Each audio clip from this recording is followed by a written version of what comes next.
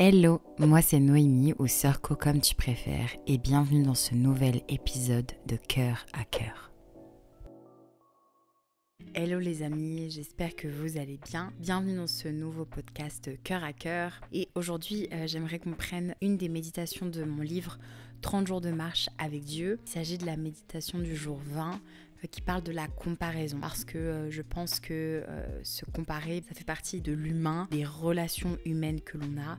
Et comme dans ce podcast, ça tourne autour de l'humain, des relations, de l'identité, etc. Il me semblait important d'en parler. La comparaison, ce que je dis dans mon livre, c'est que elle produit rarement du bon fruit.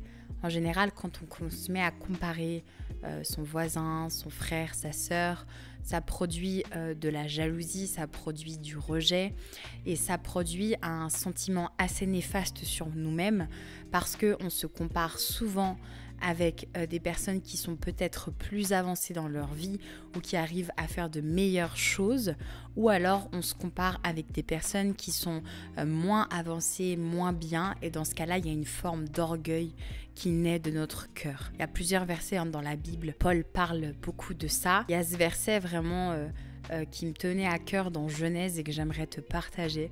C'est le fait que Dieu t'a créé à son image et que par ce fait, il t'a façonné personnellement, il t'a imaginé et il a voulu que tu sois de cette manière. Il faut vraiment comprendre qu'on a été créé par un Dieu unique et que tu es unique, mon frère, ma sœur. Tu es unique parce que Dieu t'a fait d'une certaine couleur de peau, t'a fait avec une certaine culture, il a créé, façonné ton histoire et toi et lui, vous êtes uniques. Et lorsque tu te mets à te comparer, en fait, tu casses ce principe d'être unique. Tu te mets à te comparer à quelqu'un qui n'a pas la même destinée, qui n'a pas la même histoire, qui n'a pas le même but, les mêmes dons, les mêmes talents que toi et donc tu te compares avec quelqu'un qui n'est pas comme toi, parce que tu es unique, créé par un Dieu unique. C'est comme si tu étais un chêne et tu te comparais avec un sapin.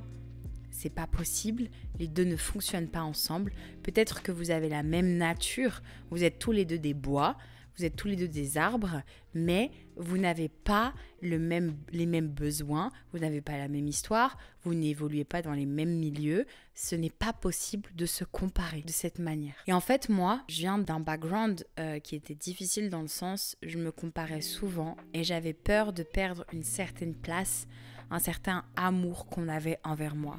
Ce qui fait que je me retrouvais parfois à faire des choses ou à ne pas faire des choses pour ne pas perdre cette place et que quelqu'un qui pourrait me ressembler physiquement, qui pourrait avoir un caractère similaire au mien, vienne me voler ce que j'avais bâti, ce que j'avais construit. Et Dieu, dans sa douceur et aussi dans sa paternité, m'a enseigné à quel point j'étais unique, à quel point j'avais de la valeur à ses yeux, parce que la vérité c'est que je ne connaissais pas vraiment mon identité ni ma valeur. C'est pour ça d'ailleurs que j'étais en recherche constante et en comparaison avec d'autres personnes pour m'améliorer et pour devenir quelqu'un de meilleur. Mais ça remontait à l'enfance parce que je me définissais beaucoup au travers de mon physique à cause des choses que j'ai vécues dans mon enfance, ce qui fait que j'avais l'impression de jamais arriver à un bon état ou à la perfection, ou bref. J'avais vraiment cette nature à me comparer.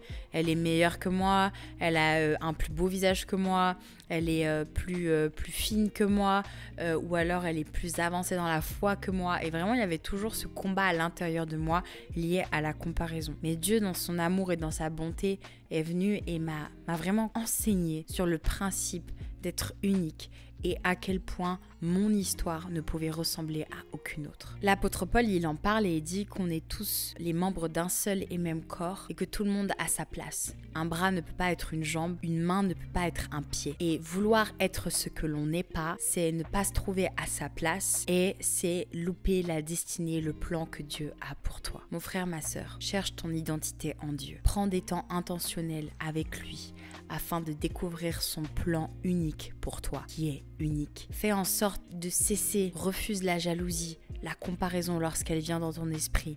Détruis les œuvres du diable qui voudraient te comparer à ton frère ou à ta sœur et comprends qu'il n'est pas ton ennemi. Je ne suis pas ton ennemi, ton frère, ta sœur n'est pas ton ennemi. Nous avons besoin des uns des autres pour construire ensemble. Le but même de tout ce que nous faisons, c'est d'annoncer le royaume des cieux. Et même si quelqu'un fait la même chose que toi, même si quelqu'un exerce les mêmes dons et talents que toi, sache que dans le plan de Dieu, tu es unique avec une mission bien unique, mais que ensemble, nous avons la même mission, le même but, c'est celui d'annoncer que Jésus-Christ est mort et ressuscité pour le pardon de nos péchés. Ce qui fait qu'en Christ, il n'y a pas de concurrence. Nous ne pouvons pas être en concurrence les uns les autres parce que nous sommes tous créés pour un but bien précis, d'une manière bien précise et pour la gloire de Dieu ici sur terre. Alors mon frère, ma sœur, toi qui écoutes ce podcast, vraiment, je t'encourage à arrêter la comparaison. Tu n'as pas à te comparer à ce qui n'est pas comparable et personne ne pourra jamais être comme toi parce que tu es unique. Tu as besoin de ton frère et de ta sœur comme il a besoin de toi pour avancer, pour être meilleur, pour que ensemble nous servions la gloire de Dieu. Je t'encourage, au-delà de ce podcast, à réfléchir sur la comparaison, à quel point elle prend de la place dans ta vie et comment t'en débarrasser. Il est temps que tu affermisses ton identité.